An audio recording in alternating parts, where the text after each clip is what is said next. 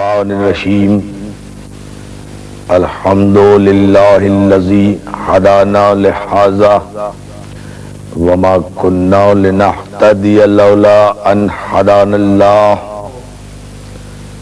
لقد جاءت رسل ربنا بالحق والصلاة والسلام والتحیۃ والاکرام علی سید اسلم ما فی الوجود سر اللہ فی کل موجود نقطۃ دائرۃ الوجود صاحب لواء الحمد والمقام المحمود الخاتم لما سبق والفاتح لمن غلق المعلن الحق بالحق ابی القاسم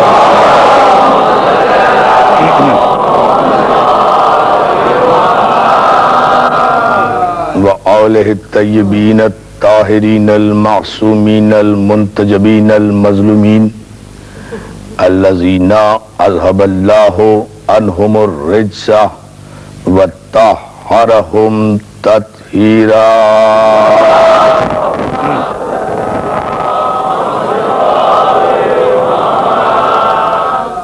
اما تکبیر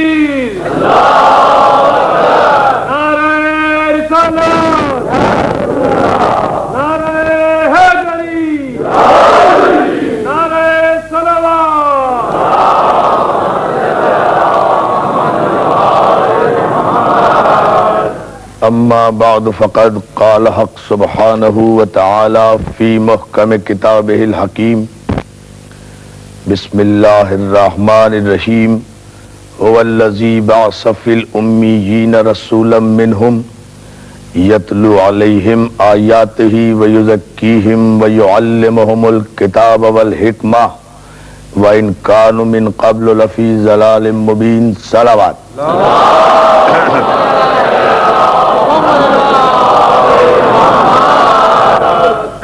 سورہ مبارک جمعہ کی آیات کی تلاوت کا شرف حاصل کیا گیا. سورہ مبارک جمعہ قرآن مجید کا 62واں سورہ ہے. اس آیے وافی ہدایہ میں پروردگار عالم نے مقصد بعثت سرکار ختمی مرتبت کا اعلان فرمایا ہے. قرآن مجید میں متعدد مقامات ایسے ہیں کہ جہاں خداوند عالم نے اپنے معصومین کی بعثت اور ان کی غرض خلقت کا اعلان فرمایا ہے. سورہ مبارک جمعہ کی آیات میں ارشاد اقدس الہی ہو رہا ہے هو الذی بعث فی الامیین رسولا منہم. وہی ہے خدا کہ جس نے امیین میں ایک رسول بھیجا. وہی خدا ہے کہ جس نے امیین میں هو الذی بعث فی الامیین رسول، امیین میں ایک رسول بھیجا. امیین میں امی نہیں، جو ہے خداوند عالم ارشاد فرما رہا ہے کہ اس نے امیین میں ایک رسول بھیجا جو انہی میں سے ہے. اس کی ذمہ داری کیا ہے؟ اس کا مقصد بعثت کیا ہے؟ یتلو علیہم آیاتہ، کہ وہ ان امیین پر آیات کی تلاوت کرتا ہے. یعنی جو تلاوت کرتا ہے وہ رسول ہے، جن پر تلاوت کی جاتی ہے وہ امیین ہے.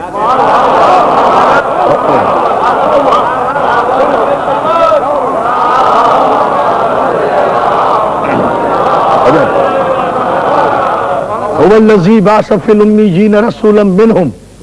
یہ رسول جو مبعوث کیا ہے، ہم نے مبعوث کیا ہے امیین میں. تو اب آگے جہاں تک بھی آیت جائے گی اور مقاصد بعثت جہاں تک بھی آیت بیان کرے گی، اس سے مراد ہوگا امیین. یتلو علیہم آیاتہ، علیہم کی ضمیر امیین کی طرف ہے. وہ آیات کی تلاوت کرتا ہے کن پر؟ امیین پر. ویزکیہم، اور ان کے ناپاک نفوس کو پاک کرتا ہے. توجہ ہے نا دوستو؟ ان کے ناپاک نفوس کو پاک کرتا ہے. کن کے؟ امیین کے. کون کرتا ہے؟ رسول. جو پاک کرتا ہے نفوس کو وہ رسول ہے، جنہیں پاک کرتا ہے وہ امیین ہے. هو الذی بعث فی الامیین رسولا منہم، یہ رسول وہ ہے جو آیات کی تلاوت کرتا ہے امیین پر، ویزکیہم، اور ان کے نفوس کو پاک کرتا ہے، ویعلمہم الکتاب والحکمہ، اور انہیں کتاب و حکمت کا علم عطا کرتا ہے. جو علم دے رہا ہے وہ رسول ہے، جنہیں دے رہا ہے وہ جاہل ہے. یہ بنیاد ہے، یہ مقصد بعثت، یہ مقصد بعثت سرکار ختمی مرتبت صلی اللہ علیہ وآلہ وسلم کا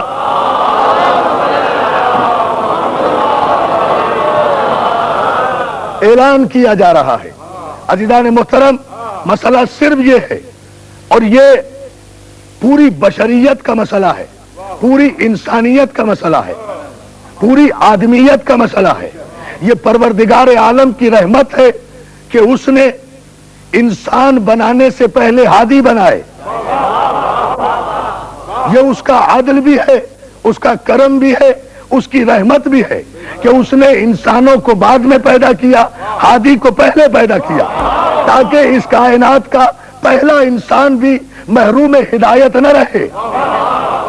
اگر ایسا ہوتا کہ آدمی پہلے پیدا کیے جاتے، ہادی بعد میں بھیجا جاتا، تو جتنے عرصے بعد بھی آدمیوں کے درمیان ہادی الہی آتا تو اتنے عرصے کی ہادی کی غیر حاضری کی ساری ذمہ داری دامن عدل الہی پر آ جاتی، اور گمراہ ہونے والا بے ساختہ یہ کہہ سکتا تھا پروردگار میں ہدایت کیسے پاتا، تو نے میرے لیے کسی ہادی کا انتظام ہی نہیں کیا تھا. اس لیے مشیت نے حجت تمام کر دی کہ ہم پہلے آدمی سے پہلے پہلا ہادی مقرر کریں گے، تاکہ اس زمین پر جب وہ آئے تو پہلا انسان بھی محتاج ہدایت نہ رہے، محروم ہدایت نہ رہے. اور عزیزان محترم، پہلا ہادی اگر سمجھ میں آ گیا تو آخری ہادی بھی سمجھ میں آ جائے گا.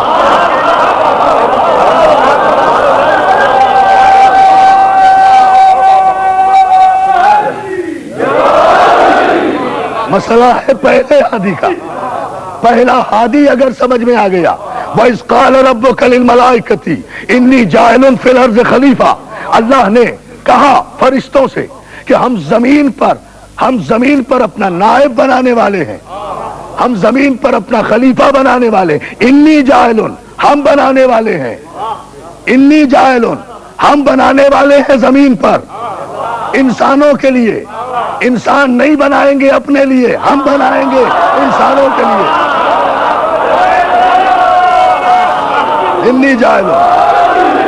انی جاعلن فی الارض خلیفہ. یہ پہلا ہادی اتنا معزز، یہ پہلا ہادی اتنا مکرم، یہ پہلا ہادی اتنا عظیم کہ فرشتوں کو حکم دیا کہ جب ہم اسے سنوار دیں، اسے سجا دیں.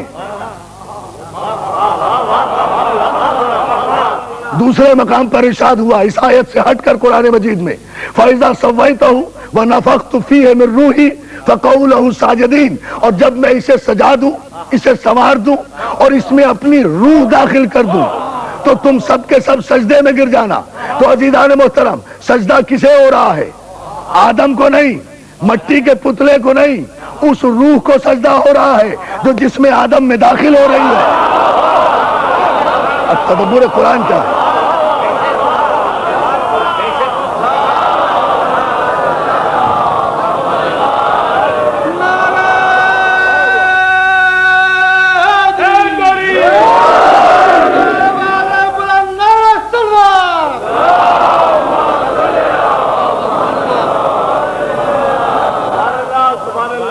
سجدہ ہو رہا ہے اس امر رب کو، اس روح کو جو جسم آدم میں داخل ہوئی. بھائی فہم قرآن یہی تو ہے کہ خدا اشارہ کرے، اس میں تدبر کرو.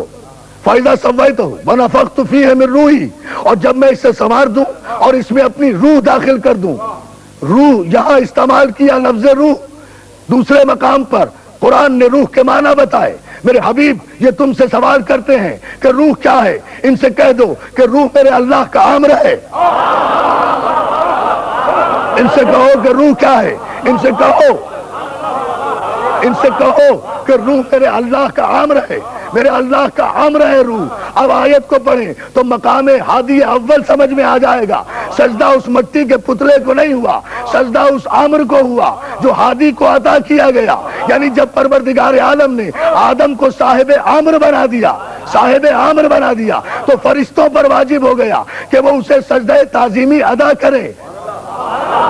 جس نے انکار کیا وہ ابلیس کہلایا، حالانکہ اللہ کا عبادت گزار تھا، اللہ کو سجدہ کرنے والا تھا، لیکن مشیت نے گوارا نہیں کیا کہ جو مجھے سجدہ کرے وہ میرے امر کا انکار کرے. میرے امر کا انکار. پہلا حاضر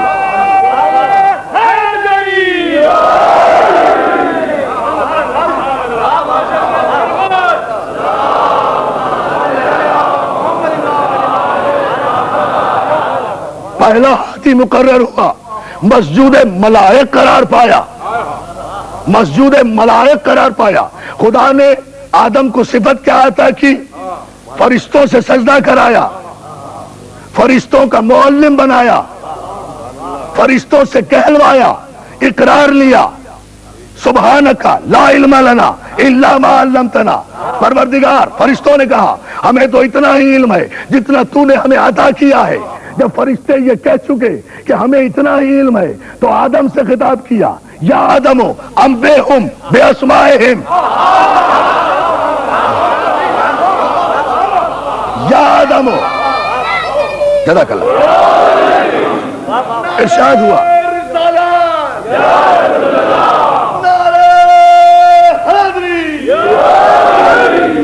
یا آدم انبئہم باسمائہم. اے آدم یہ فرشتے نہیں جانتے، یہ اسماء تم فرشتوں کو بتاؤ. تو آدم نے پڑھایا، فرشتوں نے پڑھا. آدم نے بتایا، فرشتوں نے سنا. آدم معلم، فرشتے شاگرد. آدم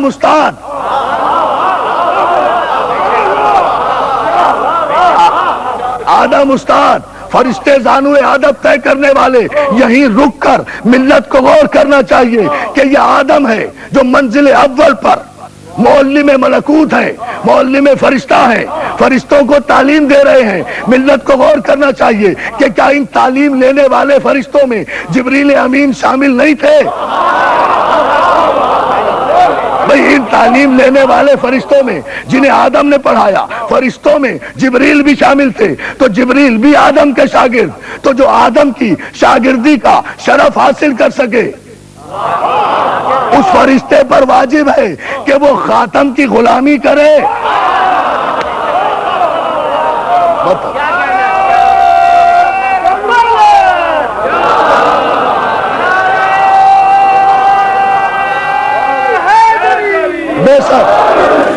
بے شک کے مقاصد پر عزیزان محترم توجہ فرماتے جائیں. پہلا ہادی اس منزلت کا آدم کو منتخب کیا خود.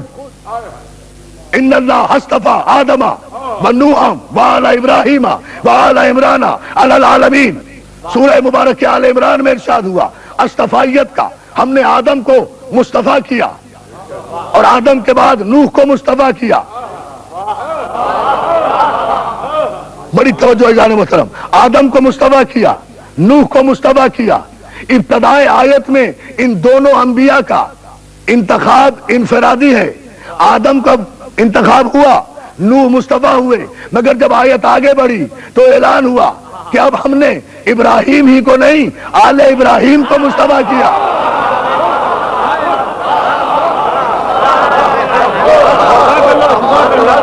آل ابراہیم کو مصطفیٰ کیا. یعنی یہ ابراہیم کی فضیلت. تلک الرسل فضلنا بعضهم علی بعض. یہ ہماری سیرت ہے کہ ہم نے بعض انبیاء کو بعض پر فضیلت دی ہے، بعض رسولوں کو بعض پر فضیلت دی ہے. آدم صرف اس قابل تھے کہ انہیں مصطفیٰ قرار دیا جائے. نوح صرف اس قابل تھے کہ انہیں مصطفیٰ قرار دیا جائے. نوح کا بیٹا اس قابل نہیں تھا.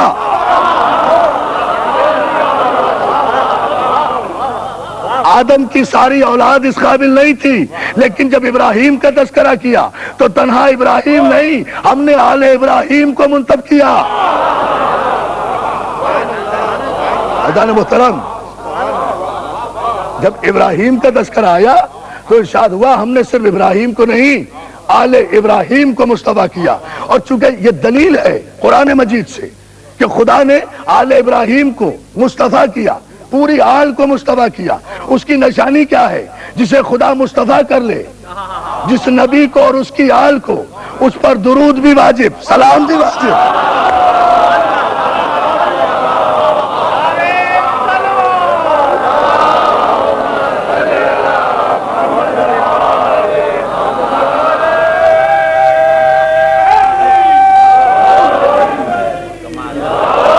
اس پر درود بھی واجب، سلام بھی واجب۔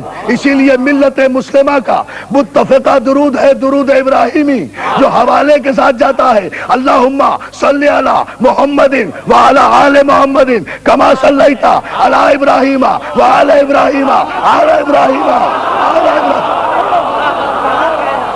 درود دیکھیں آپ۔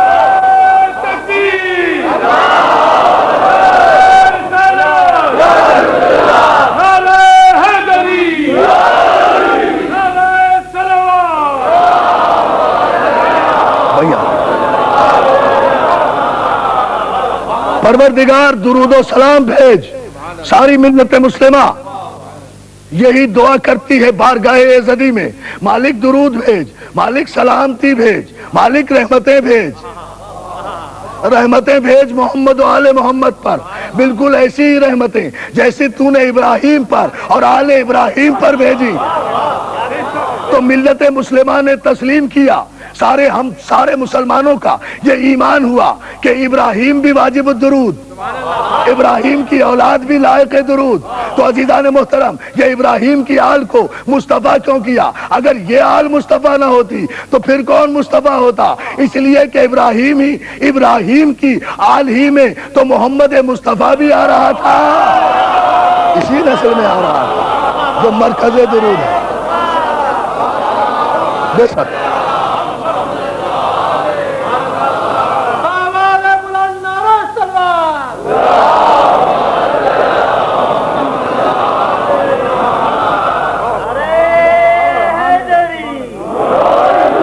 اولاد ابراہیم ہی میں تو مصطفیٰ آ رہا تھا، جو جان اصطفائیت تھا، جو مرکز انتخاب تھا، جو مرکز انتخاب الہی وہ مصطفیٰ، جو مرکز نگاہ مشیت وہ مصطفیٰ، جو مرکز نگاہ مشیت وہ مصطفیٰ، جو علم اول وہ مصطفیٰ، جو عقل اول وہ مصطفیٰ، جو عشق اول وہ مصطفیٰ، جو حسن اول وہ مصطفیٰ، جو خلق اول وہ مصطفیٰ، جو خلق اول وہ مصطفیٰ، جو تخلیق اول وہ مصطفیٰ، جو جود اول وہ مصطفیٰ، جو کرم اول وہ مصطفیٰ، جو قلم اول وہ مصطفیٰ، جو حسن اول وہ مصطفیٰ، جو سراج منیر وہ مصطفیٰ، جو بشیر و نذیر وہ مصطفیٰ، جو یاسین وہ مصطفیٰ، جو طٰہٰ وہ مصطفیٰ، جو مزمل وہ مصطفیٰ، جو مدثر وہ مصطفیٰ، جو دانائے سبل وہ مصطفیٰ، جو مولائے کل وہ مصطفیٰ، جو ختم الرسول وہ مصطفیٰ،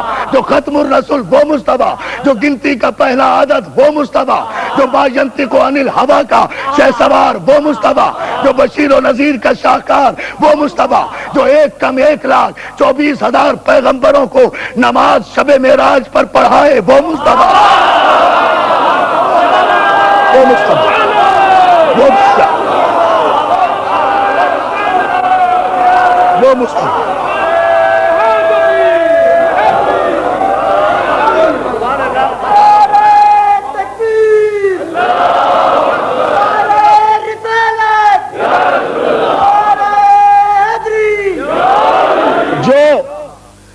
کم 1,24,000 پیغمبروں کی امامت فرمائے وہ مصطفیٰ، اس کے لیے کہا کہ اس مصطفیٰ کو بھیجا ہم نے تم میں کہ وہ تم پر آیات کی تلاوت کرے۔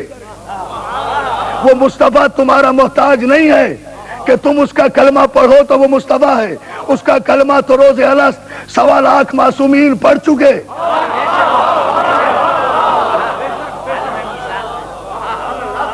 آیے میثاق کی روشنی میں وہ پڑھ چکے، عالم میثاق میں وہ تمہارے کلمہ پڑھنے کا محتاج نہیں ہے، ہم نے اسے مصطفیٰ بنایا۔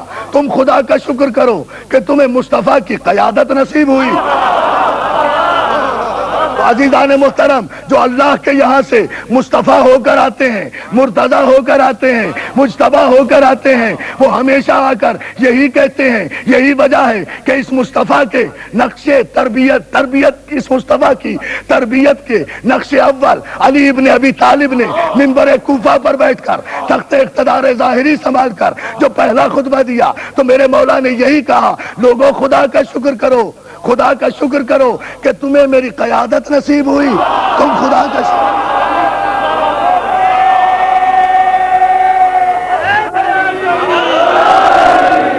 یہ محمد مصطفیٰ، یہ احمد مصطفیٰ، یہ رحمت للعالمین صلی اللہ علیہ وآلہ وسلم،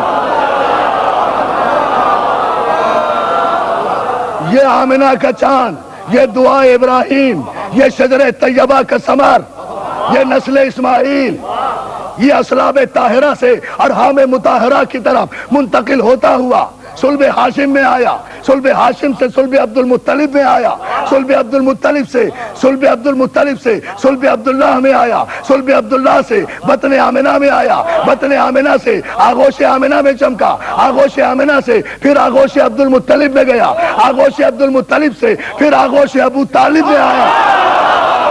اللہ کی سب سے بڑی اللہ یہ ہے پیدا۔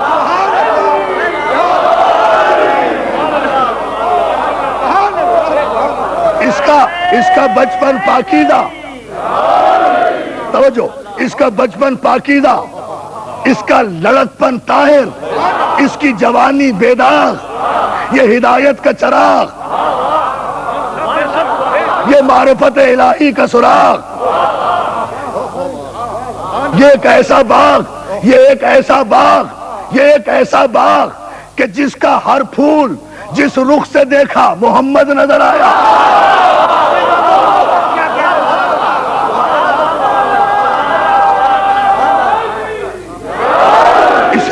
اس نے بچپن گزارا، لڑکپن گزارا، جوانی کی منزلیں طے کی، جوانی کی منزلیں طے کی تو جزیرہ نما عرب کے کافر معاشرے میں، جزیرہ نما عرب کے کافر معاشرے میں یہ انقلاب ہدایت برپا کیا، یہ انقلاب ہدایت برپا کیا کہ پہلے صداقت کا پرچار کیا، امانت کا پرچار کیا، سارے کافروں سے کہلوایا تسلیم کرو کہ صادق بھی ہوں، امین بھی ہوں، صادق بھی کہہ۔ اور عزیزان محترم،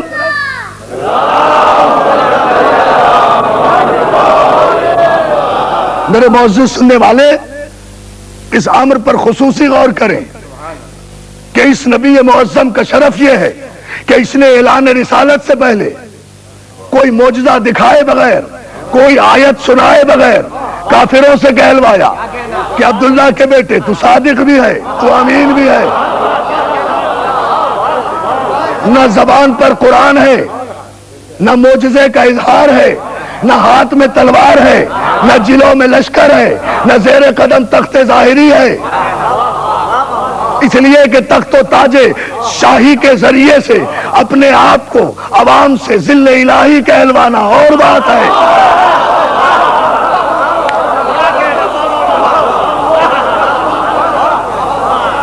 لیکن کردار کے حوالے سے، صداقت کے حوالے سے صادق و امین کا لقب لینا اور بات ہے۔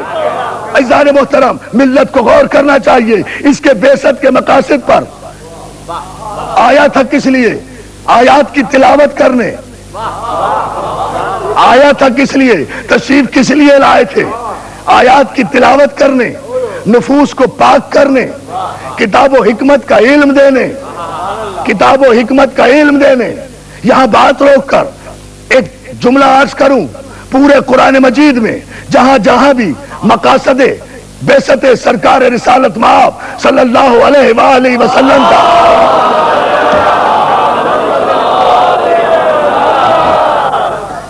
اعلان کیا گیا ہے، ہر جگہ ہر مقام پر یہی بتایا کہ آدم سے لے کر عیسیٰ تک کے سارے انبیاء جتنے ہادی آئے ایک ہی پیغام لے کر آئے، ایھا الناس قولوا لا الہ الا اللہ تفلحوا، اے لوگوں تم اللہ کی وحدانیت کا اقرار کرو تاکہ تم فلاح پا جاؤ۔ یعنی اگر کوئی خدا کی وحدانیت کا اقرار کرتا ہے تو اس میں خدا کا کوئی فائدہ نہیں ہے، اقرار کرنے والے کا فائدہ ہے۔ سارے انبیاء نے ایک ہی تو کام کیا ہے، یا اللہ کی وحدانیت پہنچائی ہے یا اس کے آنے کی بشارت پہنچائی ہے۔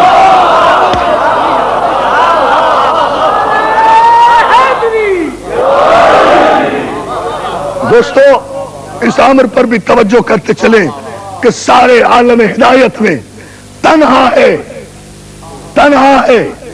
یہ در یتیم ابو طالب، سارے عالم انسانیت میں اکیلا ہے یہ آمنہ کا چاند۔ دنیا کا اصول یہ ہے کہ دنیا کے لیڈر، دنیا کے اسکالر، دنیا کے فلسفر جب اپنا اقتدار انسانی ذہنوں پر قائم کرتے ہیں تو اپنے گزرے ہوئے اسکالر، فلسفر اور لیڈر کی تردید پر قائم کرتے ہیں۔ یہ دنیا کا اصول ہے۔ آنے والا جانے والے کی برائی کرتا ہے، وہ غلط تھا میں صحیح ہوں، اس کی تھیوری غلط تھی میں صحیح ہوں۔ یہ کائنات کا پہلا اور آخری عظیم المرتبت خیر البشر ہے کہ جس نے آتے ہی دنیا والوں سے کہا کہ میں انبیاء ما سبق کی تردید پر اپنی نبوت قائم کرنے نہیں آیا، بلکہ جو مجھے ماننا چاہتا ہے اس پر واجب ہے کہ آدم کو بھی مانو، نوح کو بھی مانو، ابراہیم کو بھی مانو، اسماعیل کو بھی مانو۔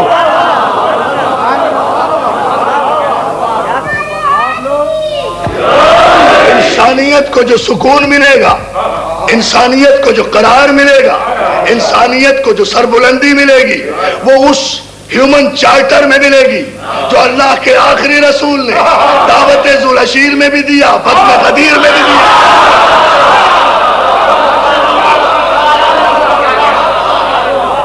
تو اگر انسانیت سکون چاہتی ہے تو عشیر بھی سمجھے، غدیر بھی سمجھے، وہاں بھی خطبہ ہے، یہاں بھی خطبہ ہے۔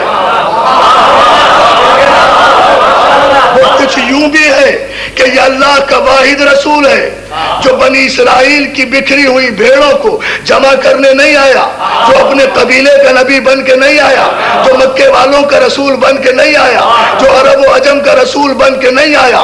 اس کے شرف کے لیے تو اتنا کہہ دینا کافی ہے کہ جو لفظ عالمین رب العالمین نے اپنے لیے استعمال کیا وہی رحمت للعالمین۔ اس کا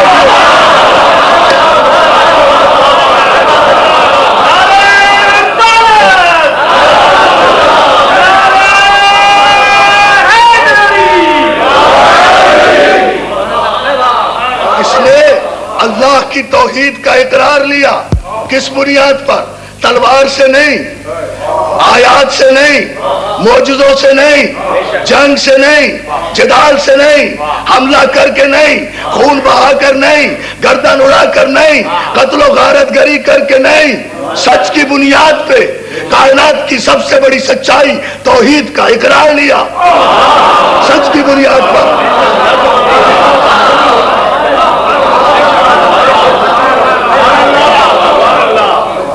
سچ کی بنیاد پر۔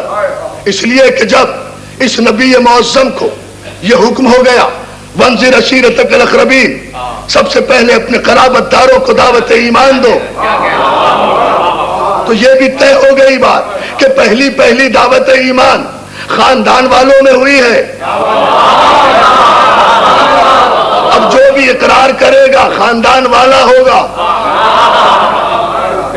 دعوت ذوالعشیرہ جہاں پیغمبر اعلان رسالت کرتے ہیں اور متفقہ مسئلہ ایڈورڈ گبن سے لے کر decline and fall of the Roman empire جو یورپی مفکر ہے اس سے لے کر ملت مسلمہ کی ساری کتابوں میں متفقہ طور پر یہ جملہ لکھا ہوا کہ جب پیغمبر نے دعوت ذوالعشیرہ میں اعلان رسالت کیا تو ایک 12 برس کا بچہ اٹھا جو ابو طالب کا بیٹا تھا، اس نے اٹھ کر کہا یا رسول اللہ اعلان رسالت آپ کیجئے، تصدیق رسالت میں کرتا ہوں۔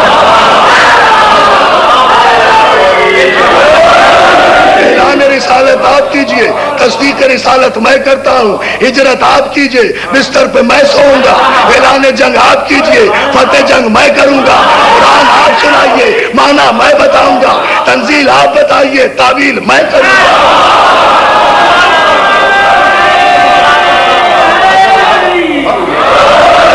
تنزیل آپ بتائیے، تعویل میں کروں گا، تعویل میں کروں گا، رسالت آپ کی ہوگی، ولایت میری ہوگی، حکم آپ کا ہوگا، حکومت میری۔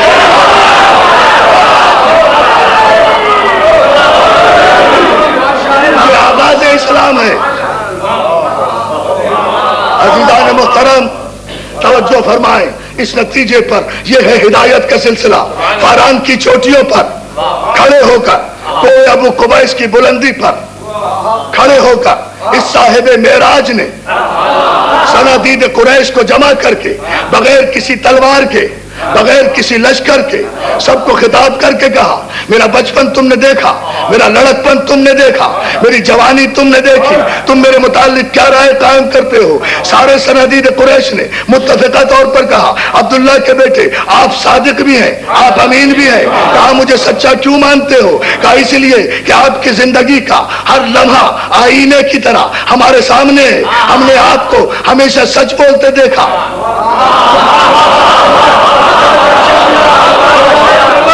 میرے معزز سننے والے توجہ فرمائیں اس جملے پر۔ کہا کیوں سچ مانتے ہو؟ کہا اس لیے کہ آپ صادق ہیں، آپ امین ہیں۔ کہا میں کہوں کہ اس پہاڑ کے دامن کے پیچھے لشکر ہے، تم پہ حملہ کر رہا ہے، یقین کرو گے؟ کہا کریں گے۔ کہا کیوں کرو گے؟ بغیر دیکھے ہوئے۔ تم تو وہ کافر ہو جو غیب پر ایمان نہیں رکھتے۔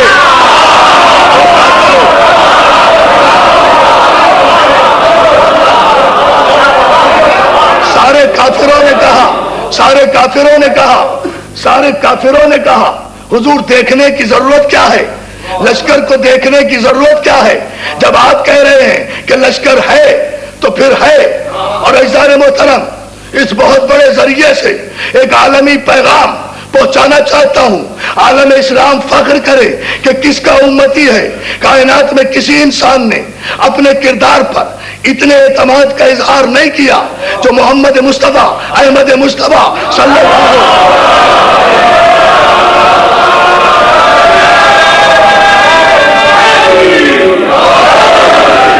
کسی نے ایسا اظہار نہیں کیا۔ کہا میں کہتا ہوں کہ اگر سیرت کی ساری کتابیں نہ بھی پڑھی جائیں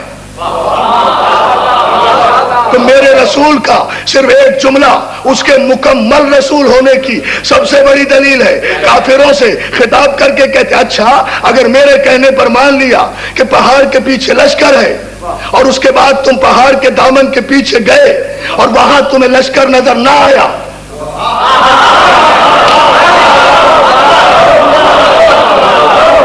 اور وہاں تمہیں لشکر نظر نہ آیا تو پھر میرے متعلق کیا رائے قائم کرو گے؟ ساری انسانیت کو چیلنج کرتا ہوں، عالم اسلام کی طرف سے یہ میرے نبی کا شرف ہے کہ جس نے بغیر کسی تلوار کے، بغیر کسی اقتدار کے، آپ نے دیکھا میرا رسول عجیب و غریب جملہ کہتا ہے۔ سرکار فرماتے ہیں اچھا اگر تم گئے پہاڑ کے پیچھے اور لشکر نظر نہ آیا تو پھر مجھے کیا کہو گے؟ سارے کافروں نے بیک زبان ہو کر خراج عقیدت پیش کیا آمنہ کے چاند کو، اے عبداللہ کے بیٹے اگر ہمیں پہاڑ کے پیچھے لشکر نظر نہ آیا تو ہم کافر ہیں، بے غیرت نہیں ہیں، ہم کہہ دیں گے کہ ہم اندھے ہو گئے۔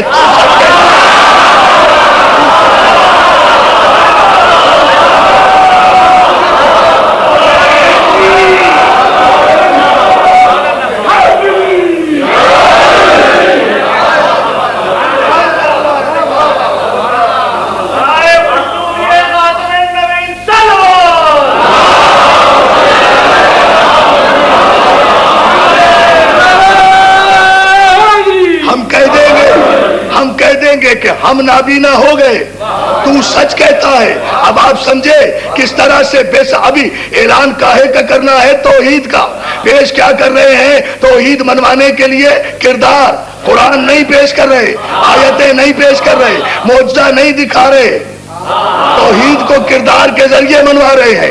اللہ کی وحدانیت کو جو کائنات اسلام کا سب سے بڑا عقیدہ ہے اسے کردار کے لیے یہ میرا رسول ہے جس نے سنت چھوڑی, جس نے سیرت چھوڑی, جس نے اپنے کردار پر ریفرنڈم کرایا ہے, منصب پہ نہیں.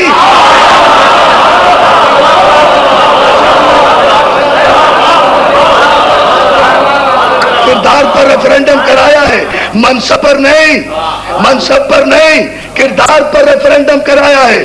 عزیزان محترم, یہ مثال دنیا میں دی ہے, اور کردار بھی کتنا کہ نہ اس میں تلوار ہے, نہ دربار ہے, نہ سرکار ہے, نہ حمایتی ہے, دشمنوں سے کہلوا رہا ہے کہ تو سچ ہے.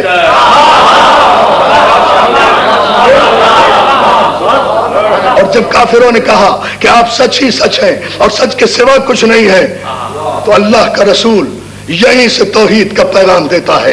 اچھا, اگر مجھے سچا مانتے ہو اور بغیر دیکھے ہوئے ایک لشکر کی موجودگی کا اقرار کر رہے ہو میرے کہنے پر, تو پھر میرے کہنے پر بغیر دیکھے ہوئے ایک خدا کی وحدانیت کا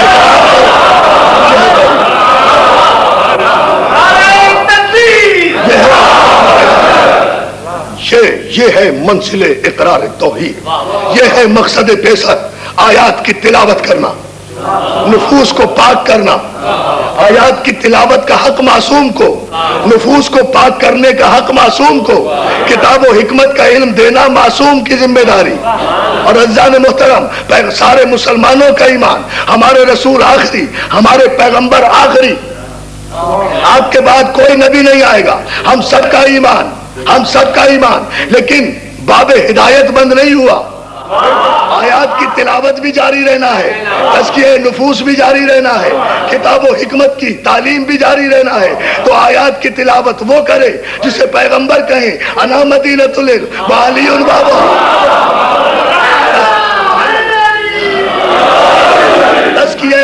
تزکیہ نفس, نفوس کو پاک وہ کرے جسے قرآن شب ہجرت یہ سند دے کہ وَمِنَ النَّاسِ مَن يَشْرِي نَفْسَهُ ابْتِغَاءَ مَرْضَاتِ اللَّهِ. اور لوگوں میں ایک ایسا بھی ہے جو اپنے نفس کو بیچتا ہے, اللہ کی مرضی خریدتا ہے. کتاب و حکمت کا علم وہ دے جسے پیغمبر کہیں انا دار الحکمہ وعلی بابا. علی اس حکمت کا دروازہ ہے. تو مقصد بعثت کو آگے بڑھایا خاندان رسالت نے. اسی لیے آپ دیکھیں گے کہ سن 61 ہجری میں جب شام کے محلوں سے یہ آواز اٹھی کہ کوئی نبی نہیں تھا, کوئی رسول نہیں تھا, کسی پر وحی نہیں آئی تھی, تو انکار بعثت ہوا نا. اس فلسفے کو سمجھو میرے دوستو, انکار بعثت ہوا نا. مقصد بعثت رسول کا انکار, نبوت کا بھی انکار, وحی کا بھی انکار. یزید کے یہ اشعار شتہ آج بھی عربی ادب میں موجود ہیں, جہاں اس نے کہا کہ کوئی نبی نہیں آیا تھا, کوئی وحی نہیں آئی تھی, یہ بنی ہاشم کا ایک ڈھونگ تھا جو انہوں نے اقتدار کے لیے رچایا تھا. ساری دنیا خاموش رہی مگر جو وارث مسند بعثت تھا,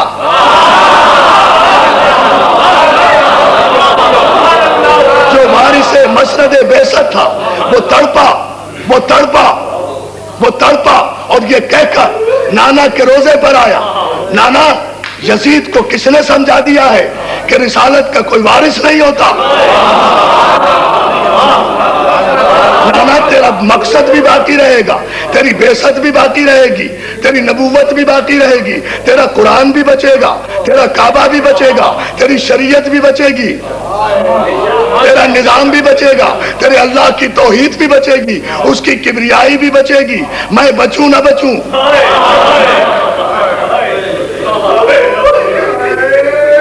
میں بچوں نہ بچوں, تیرے خدا کی توحید باقی رہے گی.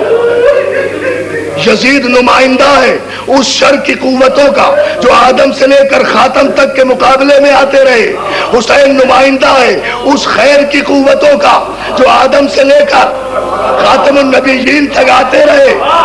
تو یہ دو شہزادوں کی جنگ نہیں, دو نظریوں کی جنگ ہے. ایک رسالت کو ختم کرنا چاہتا ہے, ایک رسالت کو بچانا چاہتا ہے. مسئلہ یہ نہیں ہے کہ کون مرا, کس نے مارا, مسئلہ یہ نہیں ہے شکست و فتح کا دار و مدار یہ نہیں ہے. شکست و فتح کا دار و مدار یہ ہے کہ یزید کیا چاہتا تھا, حسین کیا چاہتا تھا. دیکھو یہ کہ مقصد پورا یزید کا ہوا یا حسین کا ہوا. یزید چاہتا تھا لا الہ الا اللہ کی آواز نہ رہے, محمد رسول اللہ کی آواز نہ رہے, نمازیں نہ رہے, قرآن نہ رہے. حسین چاہتا تھا توحید رہے, نبوت رہے, نمازیں رہے, عبادت رہے. 1411 ہجری میں ملت فیصلہ کرے کہ کون جیتا. اگر آج نمازیں قائم ہیں, مسجدیں آباد ہیں, اسلام کی باتیں ہو رہی ہیں, تو تسلیم کرو کہ شر کا نمائندہ یزید ہارا, محمد کا بیٹا حسین جیتا.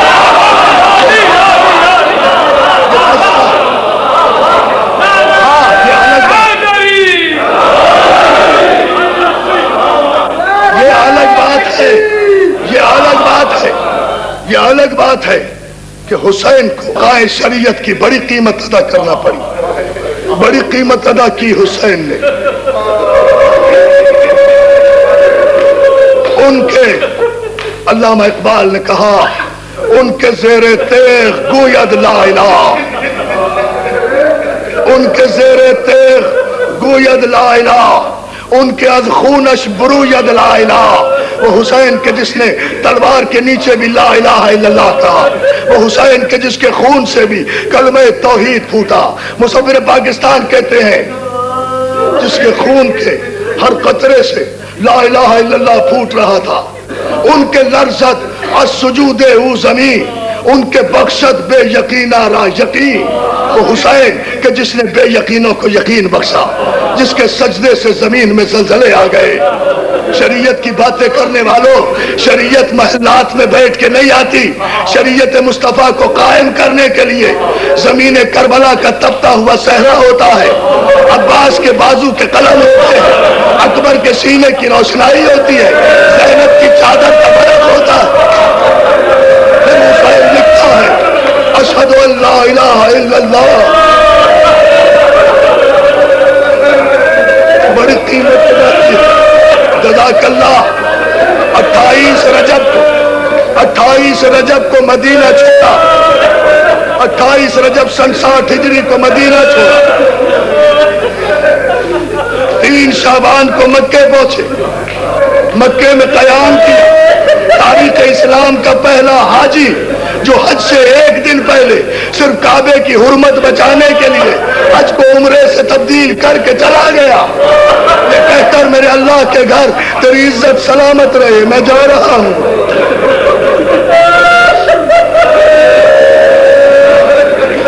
تو محرم 61 ہجری کو کربلا پہنچے. 3 محرم کو خیمے دریا سے ہٹے. 7 محرم کو محمد مصطفیٰ کے خاندان پر ابو جہل کے نمائندے نے پانی بند کر دیا, اور عزاداروں 10 محرم کو قیامت آ گئی. فاطمہ کے گھر سے 10 گھنٹے میں 72 جنازے نکل گئے.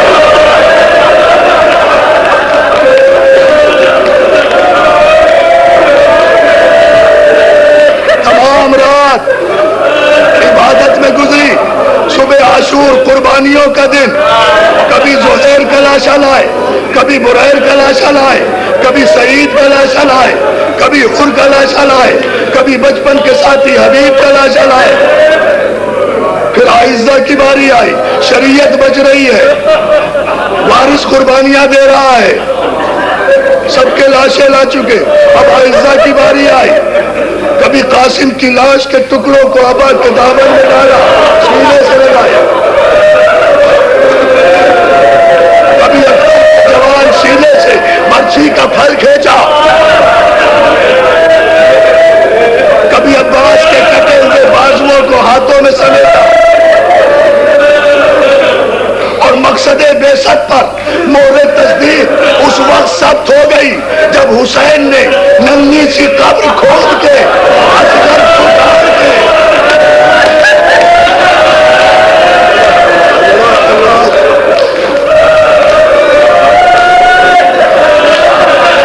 شبیر اٹھ کھڑے ہوئے دامن کو جھاڑ کے سب سے آخر میں خیمے میں آئے. زینب سلام, رقیہ سلام,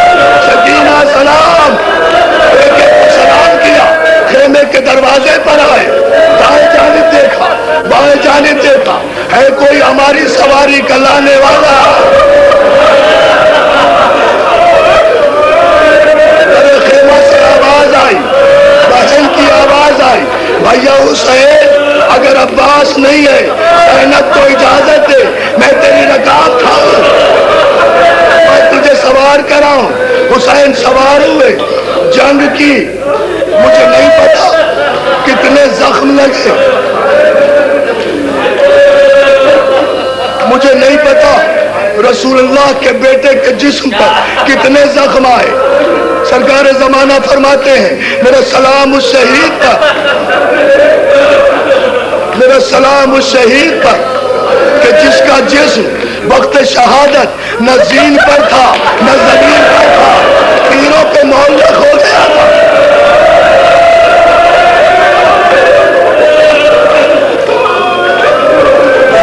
سے نیچے آئے, سجدے آخر میں سر جھکایا, سجدے آخر میں سر جھکایا, شمر ملون خنجر لے کر بڑھا.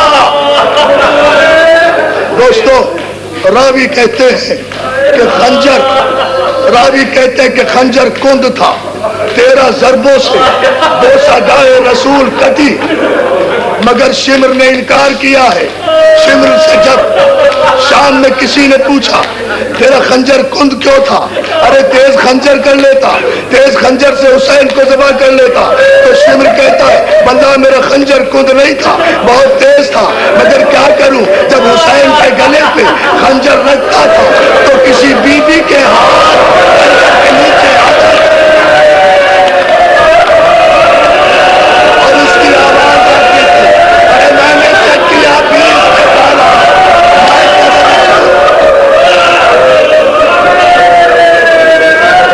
ہو گئی شام غریبہ, آ گئی شام غریبہ, حسین کا سر میزے پر, شمر کا لشکر محمد مصطفیٰ کی بیٹیوں سے سروں سے چادریں اتار رہا ہے. سکینہ کے تماچے لگے, خیمے چل رہے ہیں, بیویاں ایک خیمے سے دوسرے خیمے. امیر کہتا ہے میں نے دیکھا, جزاک اللہ, حمید کہتا ہے میں نے دیکھا ایک خیمہ باقی رہ گیا, لیکن مقصد بعثت کتنا ضروری. حمید کہتا ہے میں نے دیکھا ایک خیمہ باقی رہ گیا جسے آگ نے گھیرا ہوا ہے. میں نے دیکھا کہ ایک شیر دل خاتون اس جلتے ہوئے خیمے میں داخل ہو گئی, پشت پر ایک بیمار کو لیے ہوئے خیمے سے باہر آئی, زمین پہ لٹایا, شانہ ہلایا, بیٹا سجاد اب تم وارث بعثت ہو, بیٹا اب تم امام ہو, ہمارے خیمے جل گئے, بتاؤ ہمارے لیے کیا حکم ہے. ہو گئی شام کربلا میں, ہو گئی شام کربلا میں. یزید نے چاہا تھا, یزید نے چاہا تھا کہ حسین کو قتل کر دو تو کچھ باقی نہیں رہے گا, مگر سلام ہمارا سکینہ پر, سلام ہمارا حسین کی بیٹی پر, سلام ہمارا حسین کی بہن پر, کہ جب یزید نے باپ کو قتل کر کے یہ چاہا کہ مقصد بعثت ختم ہو جائے تو سکینہ حسین بن کے سامنے آ گئی, زینب علی بن کے سامنے آ گئی. رات ہو گئی گنج شہیدہ میں, رات ہو گئی گنج شہیدہ میں, خیمے جل گئے.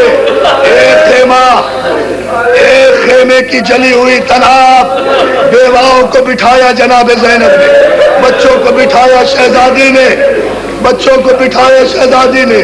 سورج ڈوب گیا کربلا میں, عاشور کا شرمندہ سورج. مصطفیٰ کی نواسیوں سے, محمد مصطفیٰ کی بیٹیوں سے عاشور کا شرمندہ سورج ڈوب گیا کربلا میں.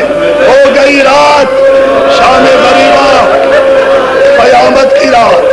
کیوں کہتے ہیں شام غریبہ؟ اس لیے کہ آج کے دن اسلام کے امیر غریب ہو گئے.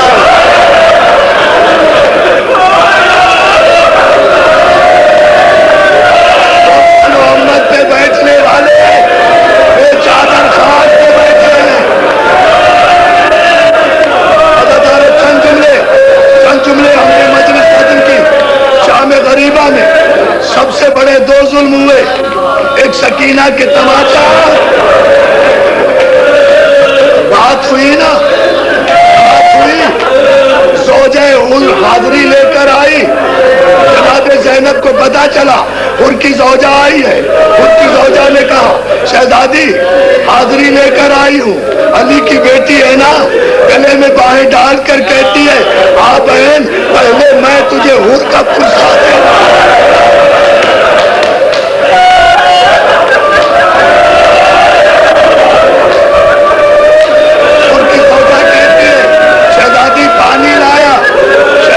پانی لائی ہوں، بچوں کو تو پلا دے۔ جناب سکینہ کے پاس بی بی زینب پہنچی، سکینہ اٹھو پانی آ گیا۔ سکینہ نے جو پانی کا نام سنا گھر سے چوک کے کہتی ہے پھوپھی اماں کا چچا عباس آ گیا۔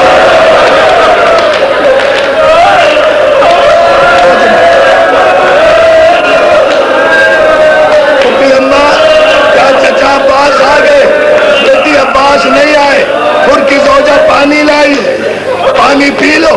سکینہ کہتے پھوپھی اماں آپ بھی تو پیاسی ہیں، پہلے آپ پانی پیجئے۔ زینب کہتے نہیں سکینہ پہلے بچے پانی پیتے ہیں، پہلے چھوٹے پانی پیتے ہیں۔ سکینہ کہتی اچھا پھوپھی اماں لاؤ مجھے پانی دے دو،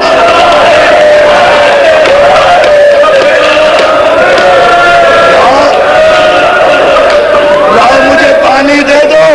سکینہ نے پانی کا جام لیا، جلے ہوئے خیمے سے مقتل کی طرف چلی۔ زینب نے پوچھا کہاں جا رہی ہو؟ پھوپھی جان آپ ہی نے تو کہا ہے جو چھوٹے ہوتے ہیں، جو چھوٹے ہوتے ہیں انہیں پہلے پانی دیا جاتا ہے۔ ارے میرا بھائی اصغر مجھ سے چھوٹا ہے۔ عزیزانو، شام غریبہ قیامت کی رات ہے، آج کی رات سے بڑی قیامت کی رات کوئی نہیں۔ دو لمحوں کی مہلت اور چاہتا ہوں۔ عزیزانو، رات ہو گئی نا کربلا میں، عمر سعد کے لشکر میں شہیدوں کے سروں کا شمار ہوا، سر گنے گئے، سر 71 نکلے۔ عمر سعد ملعون کہتا ہے 72واں سر کدھر ہے؟ کسی نے کہا ظالم اس سر کو لے کر کیا کرے گا؟ وہ علی اصغر کا سر ہے جس کی قبر حسین، جس کی قبر حسین اپنی زندگی میں بنا چکے۔ اولاد والے سنے، جملہ ختم کر رہا ہوں۔ عمر سعد ملعون کہتا ہے کچھ نہیں جانتا، کچھ نہیں جانتا، اصغر کا سر لے کر آؤ۔ عزیزانو، ایک ملعون گھوڑے پہ سوار ہوا، ہاتھ میں نیزہ لیا، مقتل کی زمین میں آیا، جہاں دیکھتا تھا زمین نرم ہوتی تھی وہیں نیزہ مارتا تھا۔ اتنے میں جلے ہوئے خیمے سے جناب فضا نے دیکھا، آواز دی رباب تیرے بچے کی ہے۔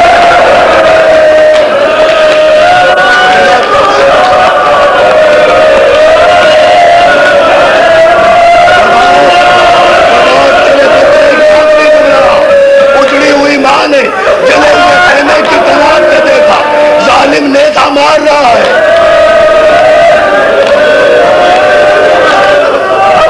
قیامت نہیں آتی۔ رباب نے دیکھا کہ ایک مرتبہ جو ظالم نے نیزہ مارا تو نیزے میں الجھ کر ایک چھوٹا سا بچہ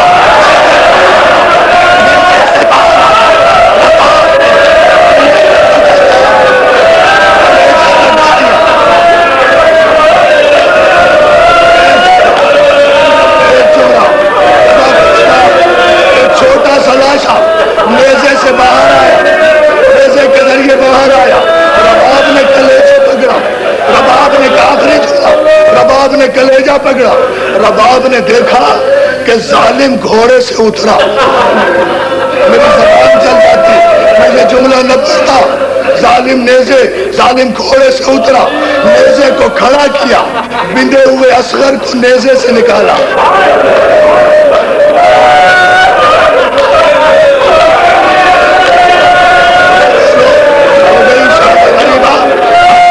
نیزے سے نکالا، رباب دیکھ رہی ہے، ماں دیکھ رہی ہے، اصغر کو زمین پہ لٹایا، اتنا زمین پہ ٹیکا، میان سے تلوار نکالی۔